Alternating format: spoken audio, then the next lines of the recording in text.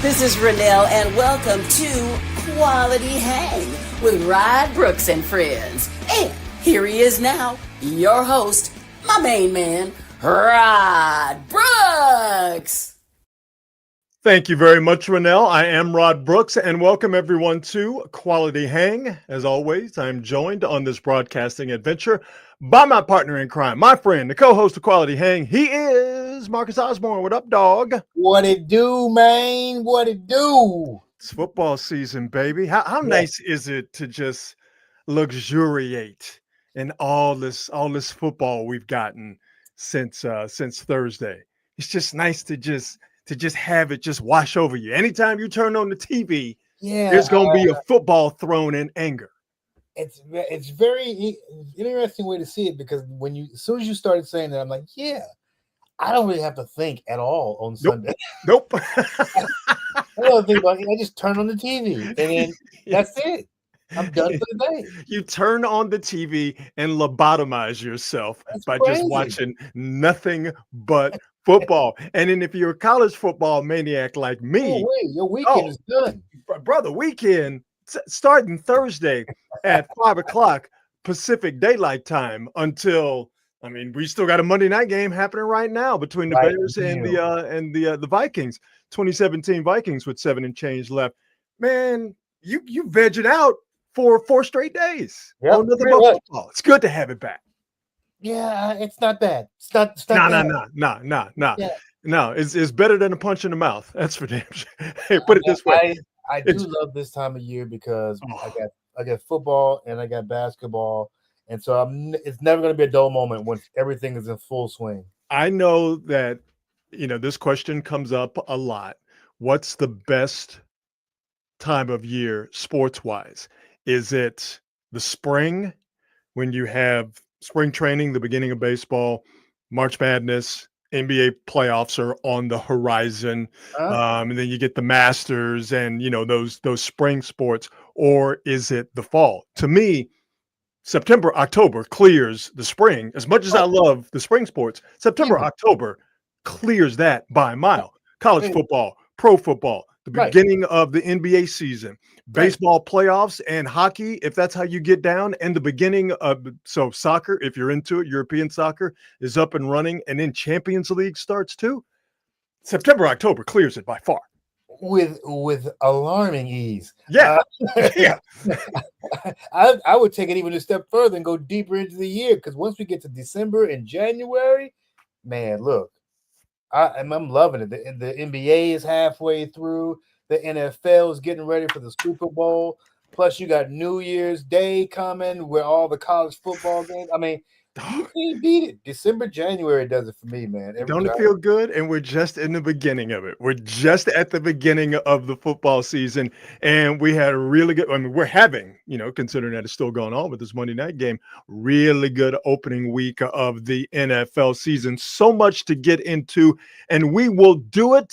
But first, we thank our presenting sponsor, as we always do, to start the show, the fine folks at Hop Monk Taverns. 3 locations to choose from: Sonoma, Sebastopol, and in Novato. And at all 3 locations, they all do the same great things. Fantastic food from a wildly diverse menu, a craft beer selection that is absolutely out of this world. And as far as live entertainment goes, it's just as diverse as the food on the menu and the craft beer that they serve. I was just driving by the Sebastopol location today. They have trivia night.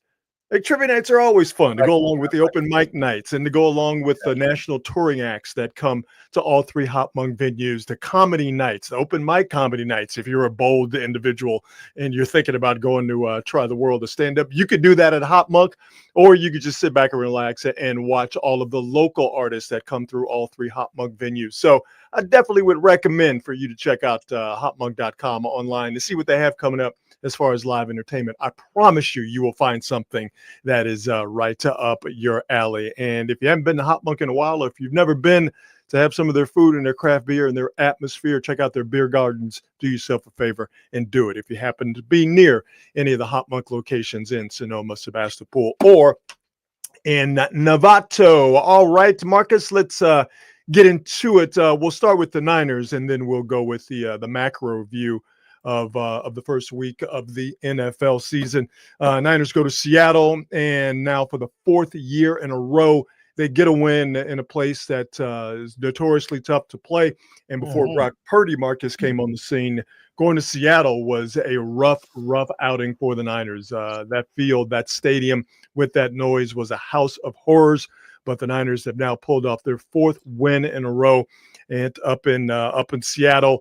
But it did come at a cost in terms. Never easy in Seattle. Like even when they win, it's not. And I'll say to you again, Marcus, as I said to you on Friday, your concerns about the Niners and their health or lack of health, you are right to have those concerns because lost George Kittle yesterday, who to a hamstring injury, so he's going to be out. Kyle Shanahan said for weeks. Estimating around 2 to 5 weeks, maybe longer. 5 weeks. It is a hamstring injury. They have to be careful with it. The only thing that's going to make it better is rest. I've had muscle pulls before, and at a minimum, it's going to take you 4 weeks before you start to think about doing anything in terms of something athletic. Wow. So like I said, it's 2 to 5 weeks. It's going to be at least 5 in my estimation, and maybe more. He's not young at all. So short-term IR is definitely a possibility for George Kittle, but they have yet to make that designation yet. Now, that happened in the game yesterday. So that didn't come as a surprise to a lot of people. Obviously, it's not optimal news, but you saw George Kittle get hurt, knew it was a hamstring. You knew he's going to be out for a while. Wow. We did, however, get some surprising injury news about Brock Purdy. Oh, damn. Played the entire game, played it at a high level, with the exception of a couple of throws. And we'll get to that. Yeah. And he played it seemingly without anything physically wrong with him. Well, Brock Purdy suffered an injured left shoulder yesterday and a toe injury. And according to Kyle Shanahan, the toe injury might keep Brock Purdy out of the game coming up against New Orleans in New Orleans this Sunday. So timeline-wise, you won't know anything until the first practice of the week, and that comes on Wednesday. An average NFL week, if your game is on Sunday, for those of you who don't know, Monday is kind of like a pseudo off day. Everybody comes in, they get treatments, talk to your position coaches, but there's no practice. There's no football activity. Tuesday is the mandated day off. Wednesday is the first practice of 3 to get ready for the game on Sunday. Wednesday and Thursday are the 2 big practices. Friday is kind of just work on the kinks, if you will, and then you fly out or you get ready for the game, what have you, and then you play the game on Sunday. So I mentioned that Wednesday we will know a lot about Brock Purdy and his status because you will get what Niner fans are really familiar with now. You will get a practice status update. You either were able to practice fully or you were able to practice limited, as Christian McCaffrey was last week, although he was able to play and at times played pretty well up in Seattle. So I say all that to say this. The extent of Brock Purdy's injury, we don't know. We don't know if it's going to keep him out or not, but we're going to get that answer, Marcus, sooner rather than later with the first practice on Wednesday and whether Brock Purdy's designation will be full go in practice, limited, or worst case scenario, unable to practice. Dude, this might seem silly to folks, but a toe injury can linger for weeks and keep you out of games. It ain't no joke. Weeks. And people think it's like, especially if it's a turf toe, you might well just sit on down because you ain't gonna be playing for a while. Yeah. I hope it's not that. Wow. It's interesting. Again, Brock Purdy played the entire game. And he did not look worse for wear. He didn't seem to be hobbled by any stretch of the imagination. I watched the entire game yesterday. I rewatched it today. I can't see where he got hurt. And obviously the Niners are not going to put that information out there. So it's, up to us internet sleuths, if you will, to figure it out. Or maybe Brock Purdy will mention it on Wednesday when he speaks or whenever he speaks to the media this upcoming week. So you didn't see anything Like, you knew Kittle was hurt immediately because he pulled himself out of the game. You knew Jawan Jennings was hurt. We'll get to him in just a I second. But mean, there was nothing visually that told you Brock Purdy was damn. hurt. So to get this news today was definitely shocking. Yeah, he probably played on adrenaline Oh, yeah, for sure. for the entire game. And then For you sure. know how it is. Once you stop playing, you go, oh, I didn't realize this hurts. Oh, yeah. Oh, my foot, my shoulder. Oh, this actually hurts. Oh, no, I'm bleeding inside my chest, Charlie Murphy. Yeah. All of a sudden you get on the team playing and you're like, oh my God, everything hurts. So again, this could be nothing or it could be something. If you're a Niner fan, you are used to this and it's not a good feeling whatsoever. So I don't want to be an alarmist, but with this news coming out today and the worst case scenario being a possibility, maybe a small possibility, but a possibility nonetheless that he can't play. Mac Jones is the backup quarterback. And while the Saints are comically bad, not having Brock Purdy, possibly, emphasis on the word possibly, not having Brock Purdy is a Niner fan's worst nightmare. And the nightmare of an injury-riddled team continues now for the umpteenth year, it seems, in a row. I don't know how they do it. It sounds alarmist to say, but I just believe that at some point things are no longer coincidental. And I don't know what the connection is. I don't know what it could be, but once, twice, coincidence. When it starts happening 3, 4, 5 times, then you got to start. I would put it this way: if it were me, I would just look at everything we're doing just to make sure that we're not doing something that may or may not, that may be. Yeah. Our guy. Yeah. No, I'm with you. Setting them up so that they can be heard in a different way. Yeah. Kittle's injury is one that makes you go, all right.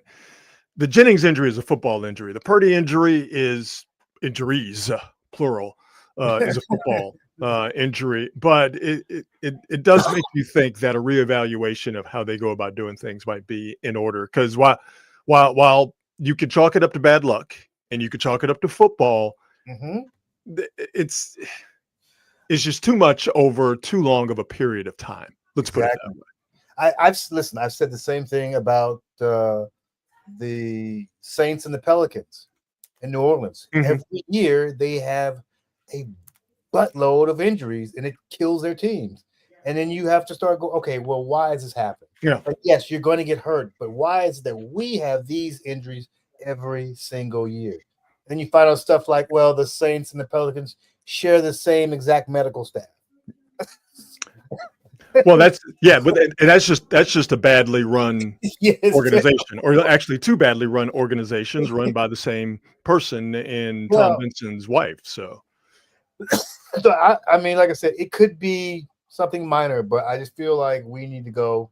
Let's just break it down and see if there's anything we can do to help the situation. Yeah, no doubt. Mentioned Jawan Jennings suffered a shoulder injury. He got an MRI. Does not seem to be as serious. The Niners say that came back, and I'm paraphrasing here, it came back clean. Got a CAT scan. No information on that. So it doesn't seem to be as serious as feared. The Niners, however, still thin at wide receiver. Jawan Jennings and Ricky Pearsall were the only receivers to catch a pass yesterday in the win in Seattle.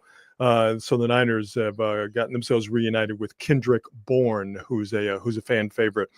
He is back in the mix as the Niners just try and find something to help stabilize that wide receiver position that has been as injury riddled as any other position group on that team. I'm sorry? Still no Ayuk. No, you're not going to get him until week 6 at the earliest.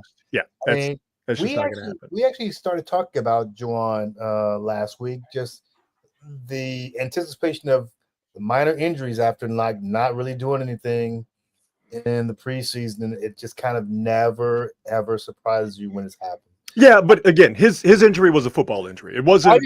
I just think of all the guys who were hurt, he might be the one you might have to keep an eye on for the rest of the year. I think that's fair. Sure, I think that's absolutely fair. I don't know if this is truly ironic or if it's Alanis Morissette's definition of ironic, but it's amazing how the Niners kicker is probably the healthiest player they have, and he's the one that is the biggest headache on that team. Wither Jake Moody. Uh, I, I tend not to be hyperbolic about players, and decisions made by people who have more information than I do. But they can't keep running this guy out here. Kyle Shanahan said yesterday, in the the heat of post battle, so to speak, in the press conference, Kyle Shanahan said that there was no question that Jake Moody was going to remain as Niners kicker. He amended that. Kyle Shanahan did a little bit today, saying that all options are on the table to bring in kickers, to have a quick tryout, to have Moody stay possibly, or to have Moody no longer be the kicker. He was talking to the personnel department and others about their options. So if you want Jake Moody out, I think that's, other than him actually being out, the fact that Kyle Shanahan has moved him from the he's our kicker, no question, yesterday to, all right, there's some question. Maybe they're starting to thaw on this unnecessarily hardened stance of Jake Moody's our guy and we're going to keep him. The Niners are too good of a football team to have one player in particular, and special teams, period, because special teams yesterday was bad once again.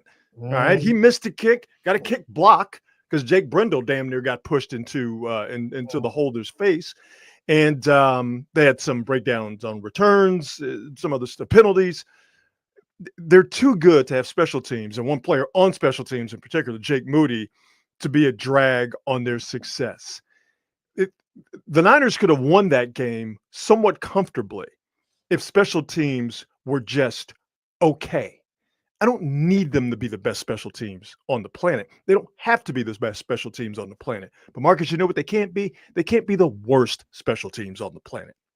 Find me some middle ground, please. Ooh, I don't know if I can, bro. I mean, you know what's weird? I actually feel bad when kickers go through this. It's such a solitary and lonely feeling. It's got to be when everything is about how bad you do, and so much is riding on what you do, particularly when a team is not a high-scoring squad and they rely heavily on the field goal kicker. I don't know if that's going to be the case with the 49ers this year, but boy, looking at the I call it the primary spot, 40 to 49, you can't have that, bro. No, can't have that at all. But here's the thing. You can't have that. Here's the thing. He missed from 27 yesterday. And it wasn't even close. It went yips, right man. to the left upright. Got the yips. Well, then, if that's the case, they need to move on. You cannot have one guy be a drag on your football team. The Niners are good, but they're not good enough to overcome bad special teams play all around and misses, just a lack of reliability. Rough, you cannot tell me that once he missed that chip shot, Jake Moody, that Kyle Shanahan did not coach that game differently yesterday. He absolutely did, because once that field goal was missed, he started calling plays, not just on third down, on second down that were called because they knew they were going to go for it on fourth down, as they did. Your head coach should not have to be in a position where he calls the game differently because you cannot rely on your guy to make a kick from 27, or as you mentioned, Mark, it's kind of that sweet spot of kicking, from 40 to 49. The Bills just signed 98-year-old Matt Prater on Thursday, and he came in and made a game-winning kick in the Sunday night game last night. The Ravens got a rookie who banged two, one from 49, one from 52. There was just a 59-yard field goal in this game. The the Vikings and the Bears, which, by the way, is 27-17 Vikings with 2 Mm. and change left. The Bears are in the red zone, but they might be running out of time. You got kickers all over the place, banging them from a long way. And it's been proven. The Lions proved it last year. Teams are proving it over and over again. You can find kickers, as they say, on the street and bring them in, and they can be competent. I don't understand why they're staying with a guy that clearly, for whatever reason, cannot do the job that he has been tasked to do. Forget about where he was drafted. Forget about all that stuff. He can't do the job that he was tasked to do, and he clearly has something going on in terms of a lack of confidence. And there is a way, and they even have a guy in Greg Joseph that they brought into camp that they were somewhat pleased with. Somewhat. What are we doing sticking with this guy? And I don't know. I'm looking at your numbers here since the 10th game 10 of last week. Yeah. 10 of last year. Yeah. Yeah, that's rough, bro. That's rough. That's rough. That is rough. Brock Purdy said after the game yesterday, because that touchdown pass he threw, he had no business throwing that ball. Okay. No business throwing that ball. Okay. That was a pick, if not for the hands and the strength of Jake Tonjes. Okay. That was an absolute pick. But he threw that because he said this in the press conference, did not want to kick a field goal, did not want to go to overtime. You cannot have your quarterback making decisions based on whether the kicker is going to do the job he's tasked to do. I mean, I don't blame him. Sometimes quarterbacks have to take those risks, and that was one of those times where, you know what, I'm gonna go ahead and get this in the end zone. Let's get this over with. We'll cross our fingers. It can't be any worse than what the kicker will do, and the return on this risk is far higher than the return on the kicker. So you may as well take your chance. It's that time of the game. You got to go for it, and let the chips fall where they may. But I'm with him. You don't want to lose because your kicker can't make a 40-yard field goal. It's not fair. It's not fair to the rest of the team. That's just the way I see it. It's not wrong. You're not wrong. Those guys are out there busting their butts, and you have a guy at kicker who is at minimum unreliable. I feel like, wasn't he really good a couple of years ago? No, he was never really good. He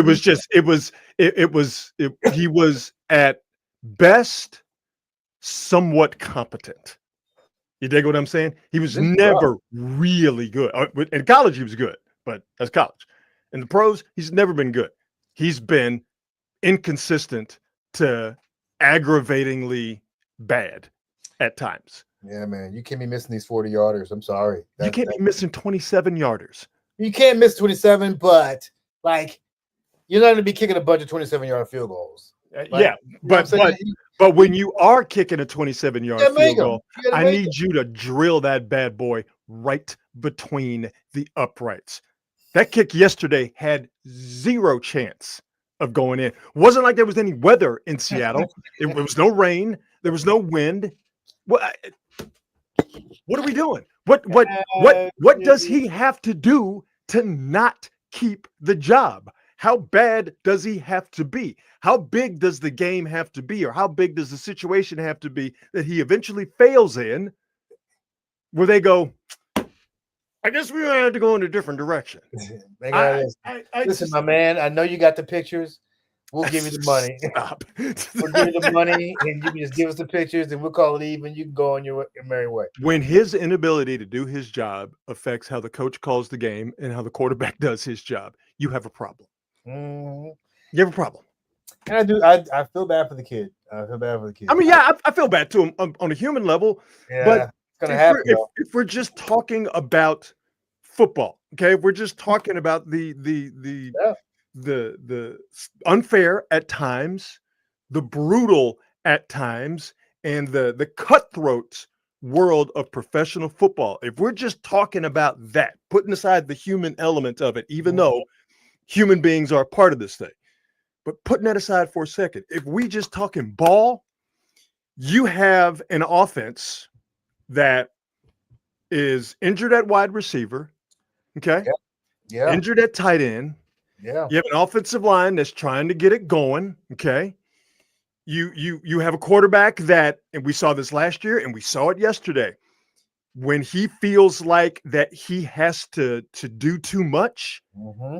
he gets a little wonky and he gets himself in trouble. We saw that yesterday with those 2 interceptions and the game-winning touchdown. Yep. That was the Brock Purdy we saw last year, where he's trying to do too much because he knows the margin for error, pardon me, I should say, is slim because of the injuries and other situations. So you have an offense that I think is really good when healthy, but it's still trying to get there. You have a defense with a lot of young players who played very well yesterday. Siegel played very well. D. Winters played very well. You have a defense that's in a state of transition. You have a team that's in a state of flux. Not bad, but you have a team that's in a state of flux. Yeah, man. It's hard enough as it is, offensively and defensively. Why are you making it harder special teams wise? I don't understand it. I don't understand it. He's not going to be there the full year. Clearly. He will not be there the full year. Yeah, but how long is it going to take for that decision to be made? Well, that is another question in and of itself, but we'll see. If Kyle is talking about it openly, then it probably won't be long.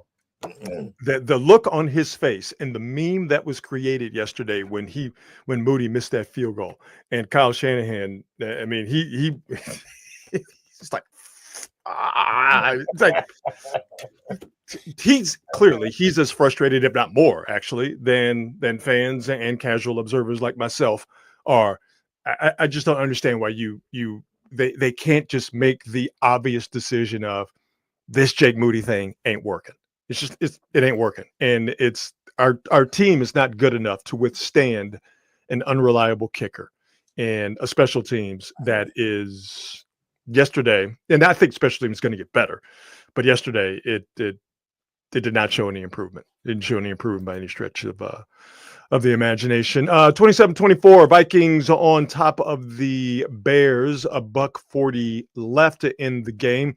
Vikings trying to bleed some clock as the Bears have used all 3 of their timeouts, and at critical 3rd and 7 here. So we'll keep you updated as to what's happening. But the Vikings going on the road, Bears team that's better with a not a rookie quarterback because this is not his first year, but this is J.J. McCarthy's first game action. And what was the shaky start for him and a pick 6 in the middle. J.J. McCarthy has settled down and might be on his way to getting a road win in the division on Monday night's first game of the season. That would be huge for the Vikings. Week 1, Marcus, I'll just run through some of what happened, and you just jump in. Whatever. We'll start at the beginning. Yeah. My favorite game of the week. The Cowboys getting spat on and beaten by the Eagles because, what do you need Michael Parsons for? He couldn't have helped you. Not at all. Not at all. Yeah. I'm fine with the outcome of that game. We'll see what happens. It was wonderful. Definitely could have used Michael Parsons. Could have used him. Traded him because you wanted to stop the run, and they didn't stop the run at all. And then when you needed somebody to chase down Jalen Hurts, who's a pretty good athletic quarterback, they didn't have a pass rusher to do that. It's crazy how that worked against the Cowboys. And me personally, I couldn't be happier. The Chiefs go all the way to Brazil and lose to the Chargers. The Dolphins, the Giants, the Saints, and the Tennessee Titans. All 4 of those teams, those are going to be the top 4 teams in the 2026 NFL draft. Wow. What order? I don't know, because all 4 of them teams is straight buns. Russell Wilson, has he just – I mean, maybe it's too early because it's game 1, but wow. Dog. It's hard, dude. Mainly because I like Russell Wilson. I've always liked Russell as a quarterback. I always liked it. I like this game. He's such a playmaker. And great arm, boy. He is washed. He is washed. And if I could give Russell Wilson a bit of advice that he will never hear, brother, you married to Sierra. real. Go home and be a family man. Yeah. Go home and make some more babies with her. Okay, dog? Because This thing brother, look. you washed. It ain't hitting for you no more, my I man. mean, once upon a time, you couldn't touch Russell Wilson. No. No. This dude gets hit. I mean, I don't know what the quickness, the elusiveness, it's gone.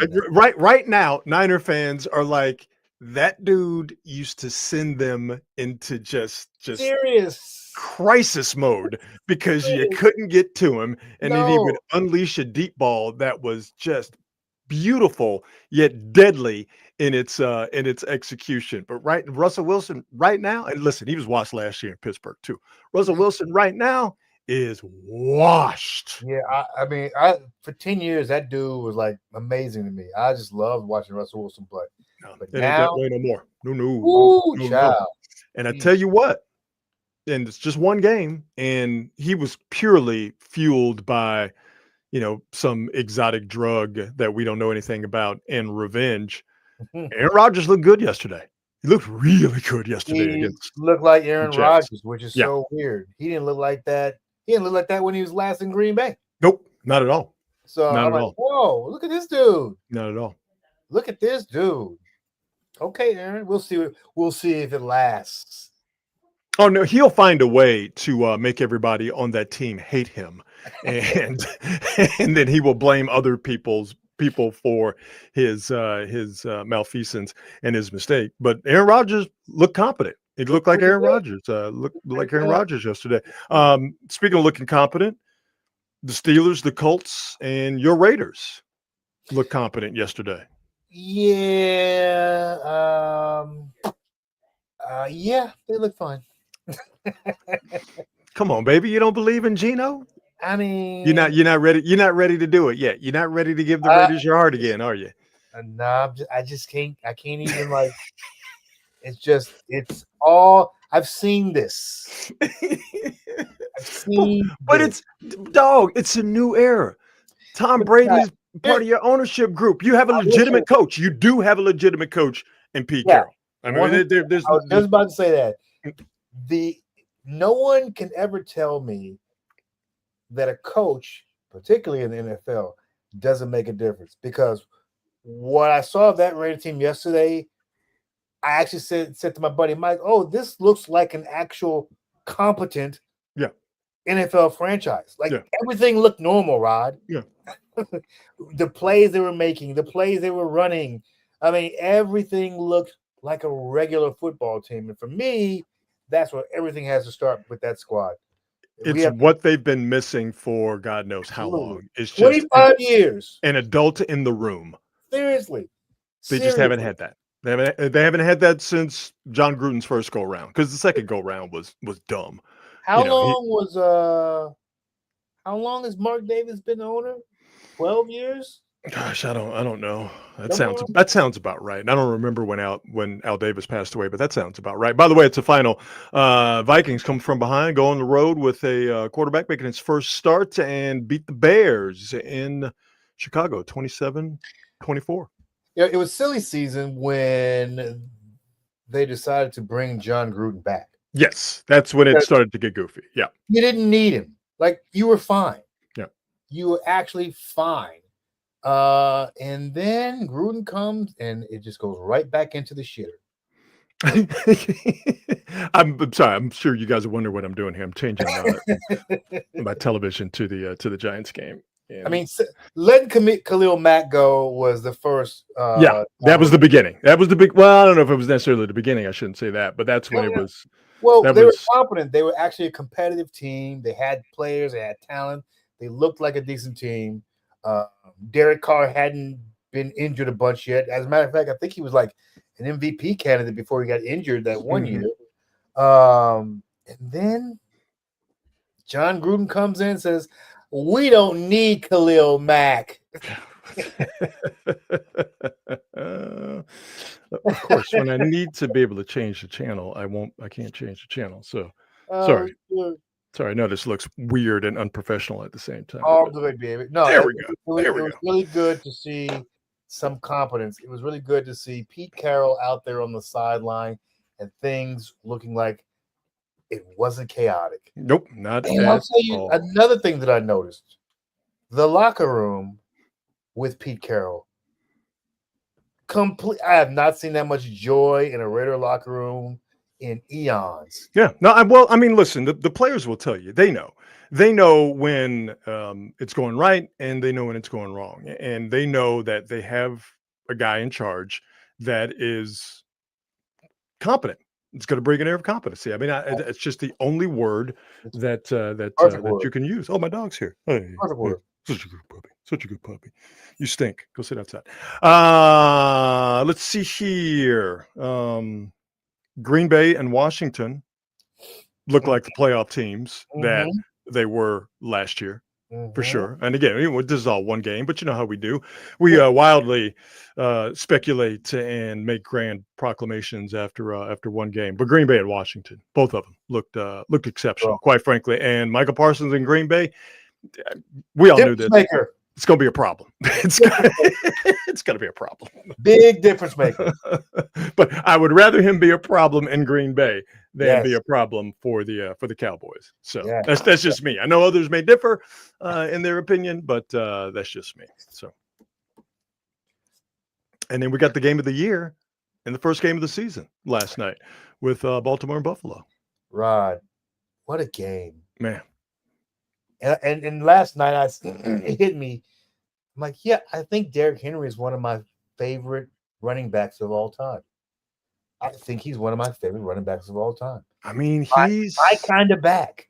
He's one of one, and he's old school in that he's big, he's strong, and fast.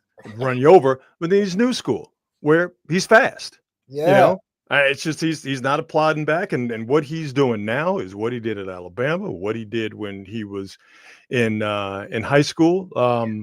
He might go for 2,000 yards this year, dog. And it wouldn't even shock me. Now, they had a stat last night that it's the seventh game he's had over 150 yards after the age of 30. And who knew that was like Walter Payton is the only guy he's up there with? That's crazy. It's absolutely wild. But we saw his training methods in the offseason, where he had a chain and what was it, a tire behind him as he was running up hills. You like, yeah, this is a guy who's psychotic about what he's doing. We just had this conversation. And watching that game going, I thought to myself, yeah, I'd rather be blown out. Then blow a 15-point lead like the Ravens did. I'd rather be blown out. I would just rather not blow the 15-point lead. Of course not. Of course. But if I'm going to lose, just let's get it over with fast. Pop the head off. Don't do this to me. Don't make me stick around for the entire 60 minutes to watch the game slip away.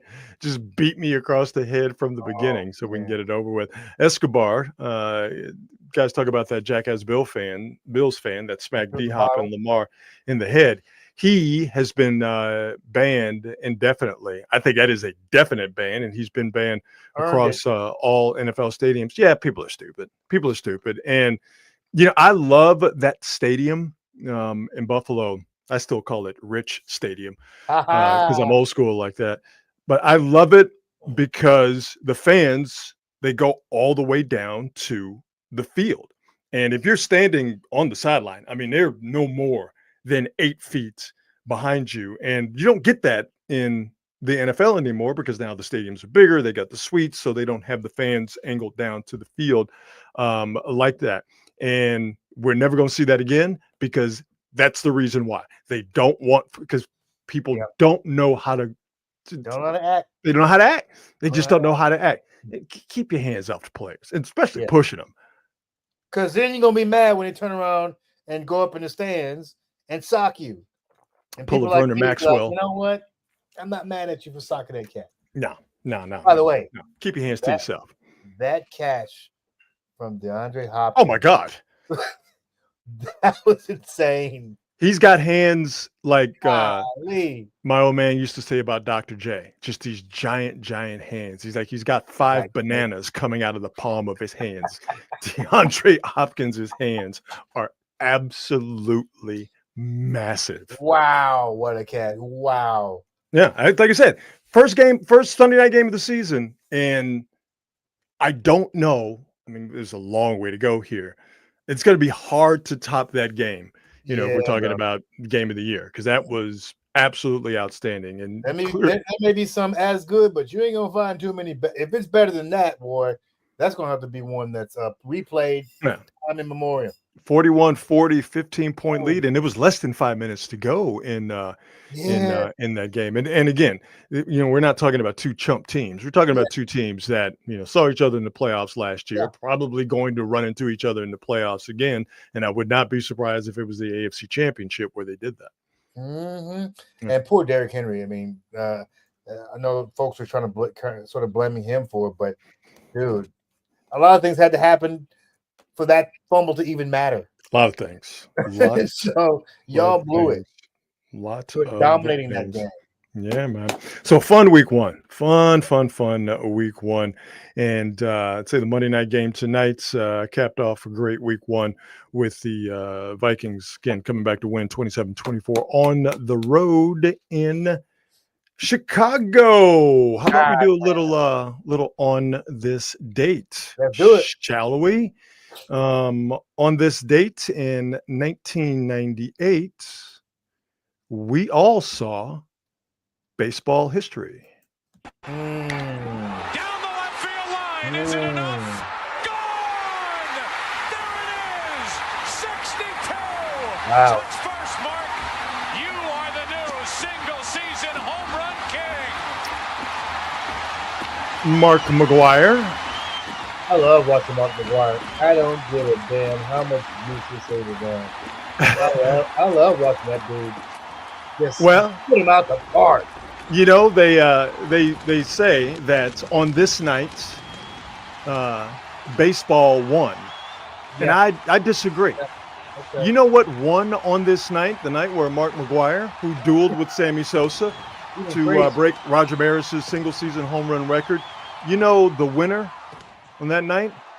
Steroids, performance-enhancing drugs. They've been winning. The big winner on this date, September 8th, because if you ain't doing steroids, you ain't getting this big, and you ain't hitting 61 home runs. I told you, I don't care how much juice these boys are on. Let them all juice up. Yo, dog, look at the size of this guy. Well, to be fair, that whole family was gigantic. No. Gigantic. No. He and his brother were tall and skinny. Mark and Dan were two tall, skinny, weird-looking redheads. Mark was not skinny when he came to the A's. Not as a rookie. He was not. Dog. He was not. Go back and look at McGwire's first few years in Oakland, and he is 6 o'clock, straight up and down. He was not this big. Well, he was still a kid, but I'm telling you, he was not small. He was still, they called him Popeye because his forearms were so huge. As a rookie, he hit 49 home runs. It wasn't like he was. I'm not disputing. He was not a small man. He was not a small dude. I didn't say he was a small man, but he wasn't nearly as big and as muscular. Dog. Of course he wasn't. Nobody's. I mean, look at Barry. Barry wasn't the incredible Hulk. Bro. Dog. Yo, man, come on now. Well, hold up. Wait a minute. Dog. What? Look at the size of this dude. Huge. Brother. He was he and his brother were 2 6'4" tall and slim redheads. And he decided to get on that stuff. And what did it get him? 61 home runs in a season. And of course, performance-enhancing drugs. 70. Thank you. Yeah. Performance-enhancing drugs, of course, like concrete and Father Time, undefeated, because what eventually happened, of course, Barry Bonds breaks the record. So I mean, I told people back there, I don't care. I Oh don't yeah, care. no. Of I course. like when Barry was on the juice. I didn't care. Yeah. He became a completely different. The only thing about Barry was that he became a completely different kind of player. Like he literally had two separate careers. Mm-hmm. That's the only thing that really was Mm-hmm. like weird with Barry. Mm-hmm. Barry was always a great player, Mm-hmm. but once he hit the juice and he put on Well, 50 pounds of muscle and he stopped stealing bases, it was just a different ball game. he saw this guy and he saw Sosa, Barry, and he went, Let me get the juice. I am all over me get this the juice. because clearly that shit works. So, Although there were those guys, McGuire and Bonds and Sosa, they actually had the ability to hit. yeah. There's some And, dudes right. who was on the juice could do shit. Well, and there were some dudes. You knew they were on the juice. Like, wait a minute, this dude was a twig last year, and now he's 45 pounds of rocked up muscle at 5'9". There were some dudes who were not good, and then immediately became good. What was the name of the guy? He played for the Orioles. Brady Anderson. Brady Anderson. Thank you. Brady Anderson. Brady Anderson. 1 year. 1 single year. Oh man. So did he hit 50? Did he hit 50? he did, yeah. Hit 50 home runs. Yeah. I'm like, wait a minute, Brady. Can you imagine Ricky Henderson on the juice? Oh my God. He stole 250 bases in a season.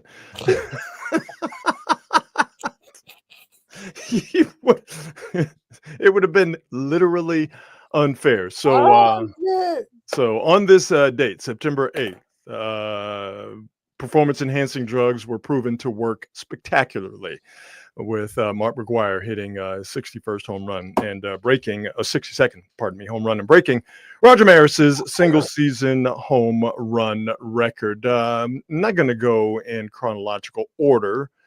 On this date in 1994, for me, the single weirdest thing in television history happened on this date. Nobody thought this would Oh last. my God, this is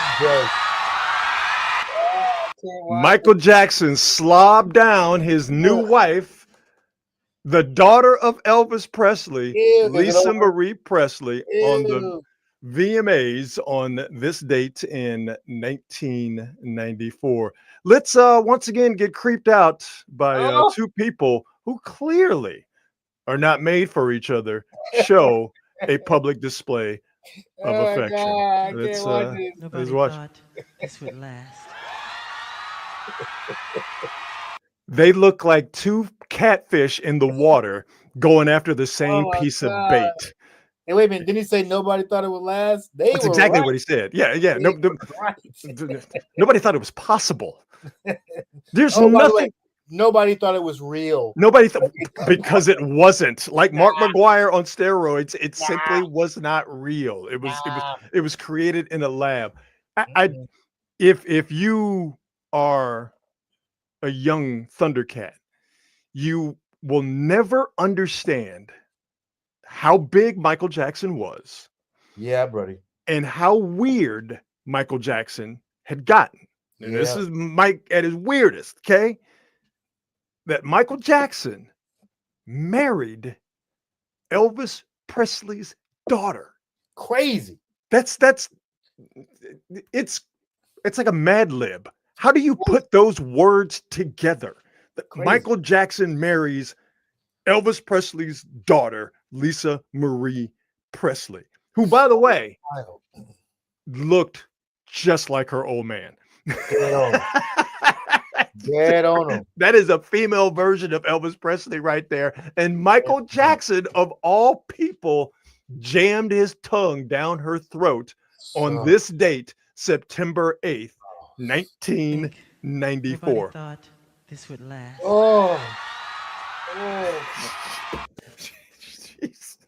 She's trying to pull back from him. It's oh my God. So she's like, I wasn't ready. He wasn't ready.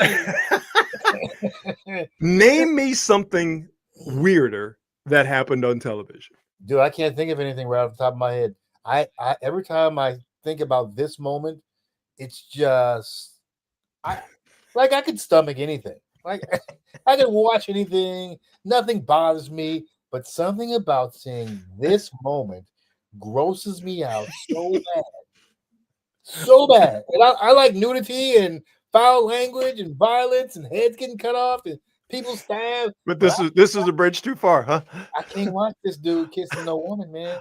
I'm laughing. Eddie the horror addict. It looks like cousins kissing. Yeah, you don't want to see that either. Goodness. Oh man. So yeah, on this date in 1994, Oof. Michael Jackson slobs down Lisa Marie Presley. So Oof. there you go. On this date in 2002, the happiest football moment of my life Oh. took place on this date in 2002. Remains as the single setback. Jermaine Lewis, 84, is in the slot as the third receiver.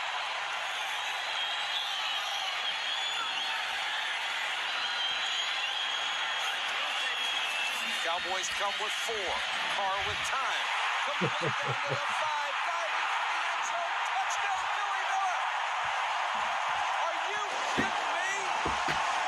The David Carr. That poor guy. Yeah, he got brutalized. On this date in 2002, the Houston Texans, my hometown football team, That poor guy. opened their franchise This is a moment by they will beating, never forget. and I haven't, beat the Dallas Cowboys 19-10 at Reliance Stadium in Houston. First game of franchise history.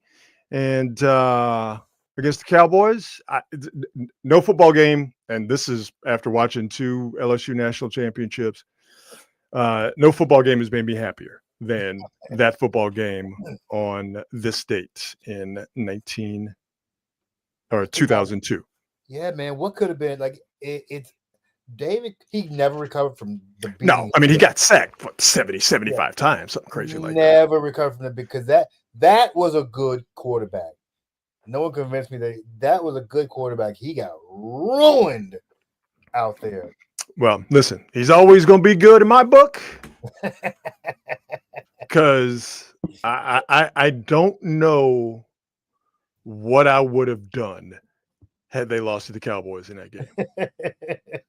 That's. I mean, I had to have that one. I had to have that one. Oh my God, I had to have that one. Yeah, I get it. Nothing has made me happier since. Nothing has made me happier before that. Nothing has made me happier since. Yeah. So on this date, 2002, the Houston Texans started their football campaign by beating the Cowboys 19-10.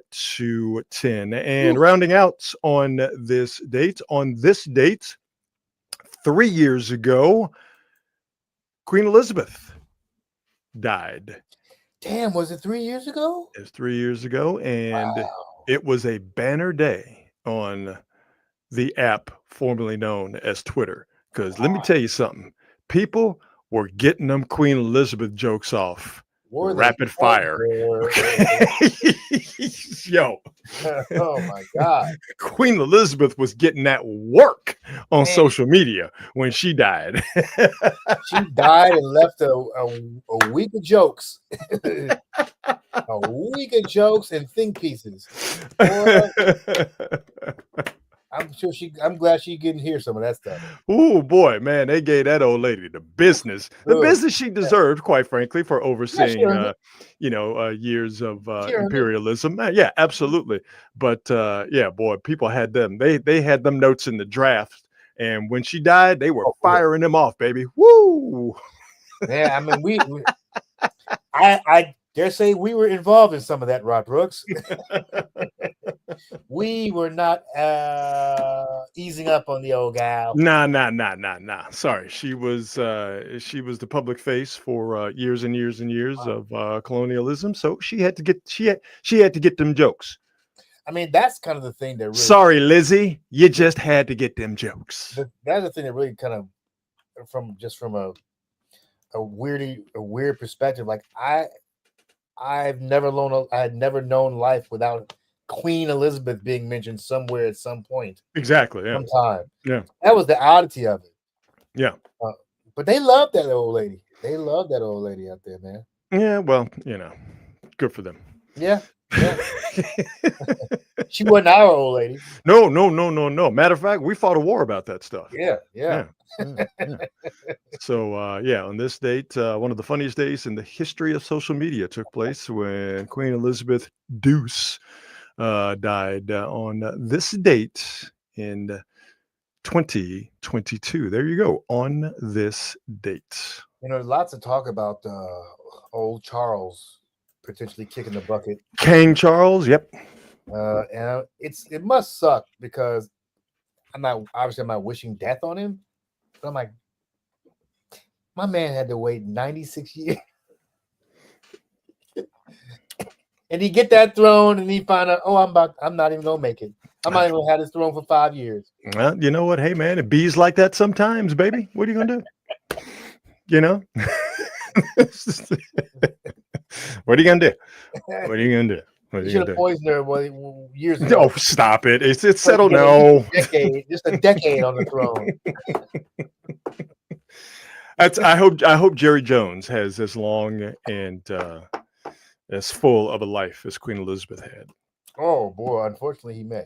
That's what it's unfortunately. No. Let's wish I for know you that want him around. Absolutely. Please.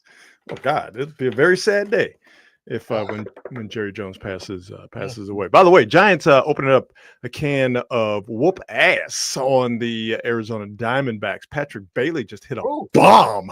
Patrick Bailey, of all people, just hit a bomb into the arcade. 11-5. Giants on top of the Arizona Diamondbacks.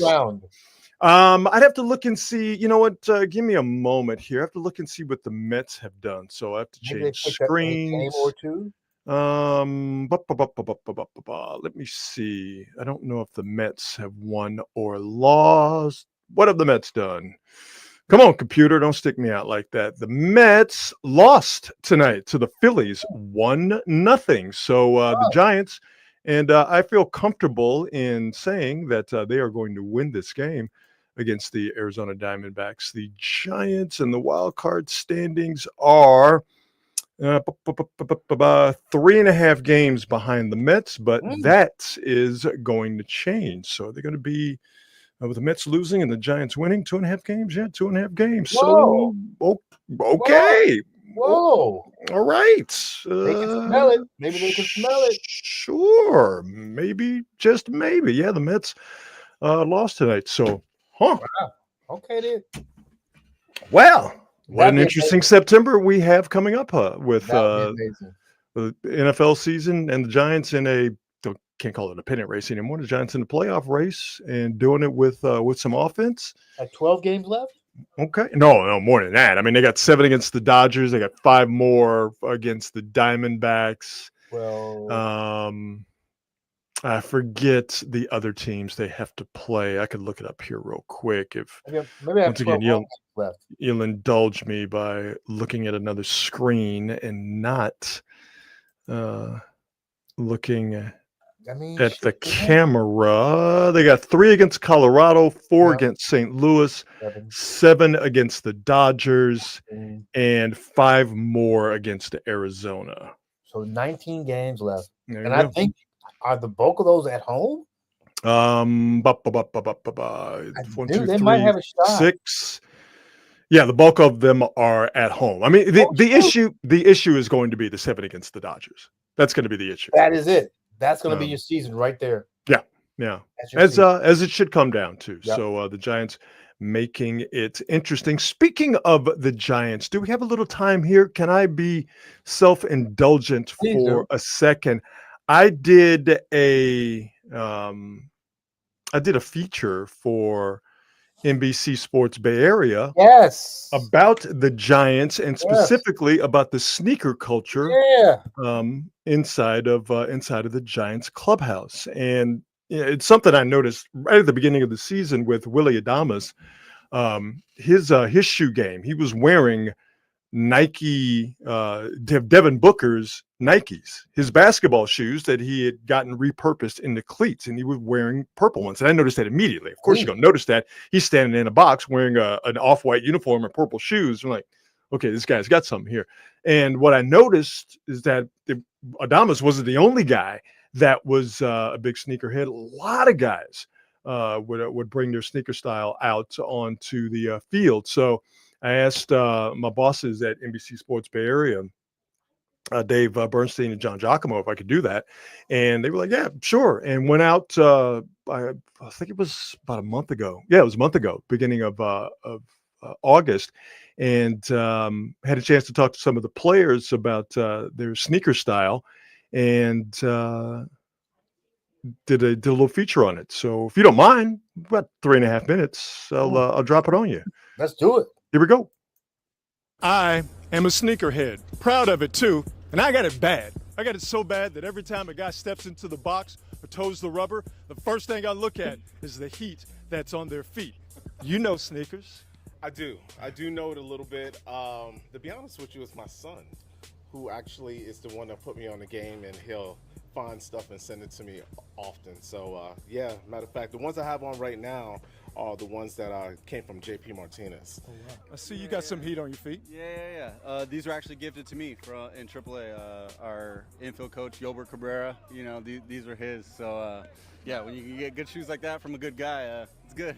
But who's the top sneakerhead on the squad? I think Bivens has got a good amount.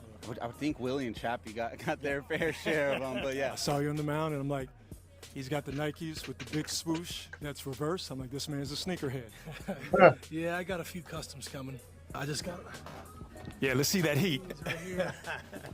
I mean, it's a woman's shoe technically, but I mean, they're still fire. Most of the time, Jordan comes out with like rubber cleats, and I have to get them made into baseball cleats. So I did that. That's wild. Sent to get I know, right? the toe done, the pitcher toe, and they're fours. And you can see that they were molds. Shout out Custom Cleats and Jeremy Guthrie. They hook it That's up. crazy. Oh, Match our cream. those are canvas. Yeah. Some just Jordan 1s. The throwback Under Armours that we got back when I first got originally drafted by the Giants. And then some little black Blazers.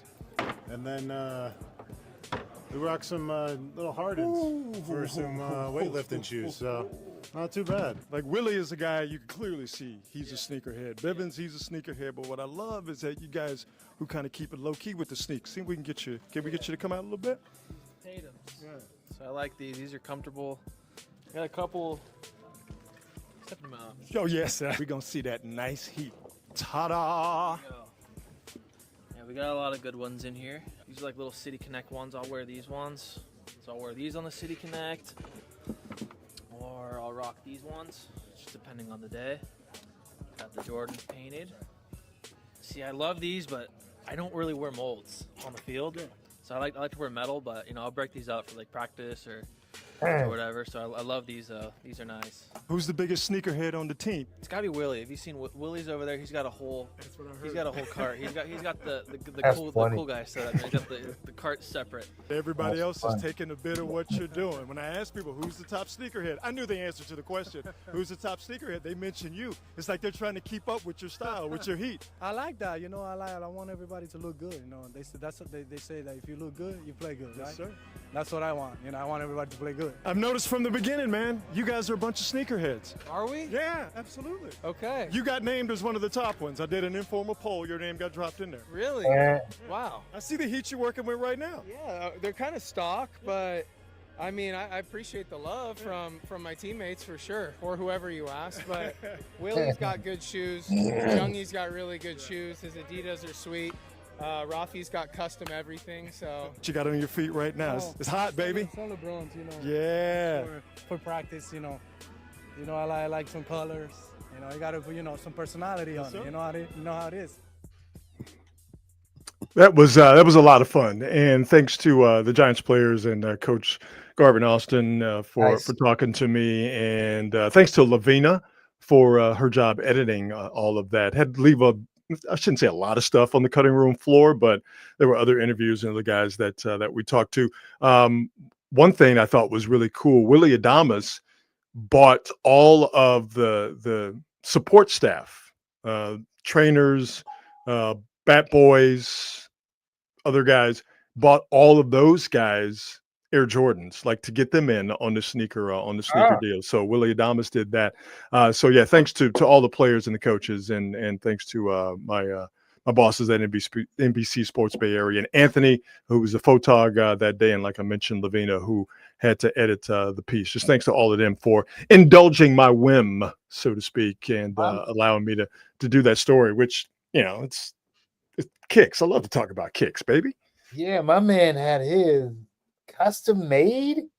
Yeah. They all, Matt Gage, who I talked to briefly, he sits right next to Spencer Bivens. Matt Gage is probably the biggest sneakerhead on the team, even bigger than Adamas. He gets basketball shoes and he gets them repurposed into cleats. So he's got a bunch of them, just as you saw from Spencer Bivens. So yeah, man, it was a lot of fun to see those guys style. And I think they really enjoyed, talking about it too, kind of breaking up the mundane, everyday baseball conversation. Sure. That's very good. Nice job, Yeah, Rob. Thank you, brother. I appreciate that. Thank you. I appreciate you indulging me and and letting me play that. It's kind of fun to work that journalism degree. Yes, exactly. Yeah. Went to school all those years. So, I was going to be the next great investigative journalist. I was going to break news and make news at the same time. What did I parlay that into? I parlayed that into them giving me the opportunity to go do a story about shoes. Yeah, boy. I mean, it's funny because even at heart, I still think of myself as a writer. Oh, yeah, absolutely. Oh, no, I'm a journalist. I'll tell you all day long. I am a journalist. I am an absolute high-minded journalistic snob. And what do? I make dumb jokes on YouTube and I do television pieces about what tennis shoes baseball players wear. But no, we do great journalism on Niners pre and post game live on NBC Sports Bay Area, 1 hour before with the pregame, 1 hour before Niners kick, and 1 hour after the final gun. That's where myself, Matt Mayoko, an actual real journalist, and Carlos Ramirez, that's where we do real ass journalism every Sunday or Monday or Thursday. Before and after Giants, before and after Niner games. Yeah, whatever day they play football on. So there you go. I'm not mad at it. Good job. Good job, baby. Real quick, best thing I saw today, and then we gonna get on up out of here. Best thing I saw today was a man paying off a bet to his wife concerning yesterday's Niners Seahawks game. Oh. I'll stop it and then back it up here. This guy makes a bet every year with his wife. He is a Seahawks fan. They live in Seattle. He is a Seahawks fan. She is a Niners fan, and they make a bet every year. And the loser has to do this walk of shame with a handmade sandwich board. That's funny. Touting the prowess of the winning team. Well, 4 years in a row, this schmuck who keeps making this bet with his wife or is being forced to make this bet with his wife. I don't know which way it is, but anyway, this guy now for the fourth year in a row with the Niners beating the Seahawks in Seattle 4 straight years after yesterday's win, he has to walk across this intersection for an undetermined amount of time with this sandwich board that says, and I'll read it here for folks who are not watching, just listening: death, taxes, and the 49ers beating the Seahawks. I would just say to this guy 2 things: either stop making the bet, or get a divorce lawyer. You don't have to do this to yourself, buddy. Wait till the odds are in your favor, buddy. Yeah. Did you? By the way, somebody said to him, and he nods at the end, "Did you lose a bet?" No, bitch. I just like wearing this damn sandwich board. No, I'm just a mentally unstable person Yeah. wearing the sandwich board What do that you praises the Niners for beating the Seahawks, and I'm doing it in the middle of Seattle. Yes, I'm a glutton for punishment. That's what I am. So, Hilarious. yeah, that is the best thing I saw all day. There you go. Oh, wow. That Escobar says that's my homegirl's husband. Oh, really? That's funny. that poor bastard. All right, that's it. I think we're That's done. it, All baby. right, good enough for me. You know what? It's Monday night. I'm gonna go eat some ice cream. But before we do that, once again, we want to thank our presenting sponsor, the fine folks at Hop Monk Taverns. 3 locations to choose from: Sonoma, Sebastopol, and in Novato. Make sure you check them out and to see what they have coming up live music-wise. Make sure you check them out online at hopmonk.com. And real quick, Giants did win. And in the process tonight, Marcus, Wow. they hit 5 home runs Wow. at Oracle Park. So the Crazy. Giants put some juice into this this September playoff push. So Coming alive. Good for should them. be a lot of fun. Yeah, good for them. Good Making for it them. interesting. All right, my brother, let's do it again on Wednesday. What do you say? Let's do it, baby. All right, everybody, thank you so much for watching. To all of those in the chat, thank you so much for your participation. We absolutely love that. We will see you on Wednesday at 8 o'clock. And as always, be good and be good at it. We'll see you.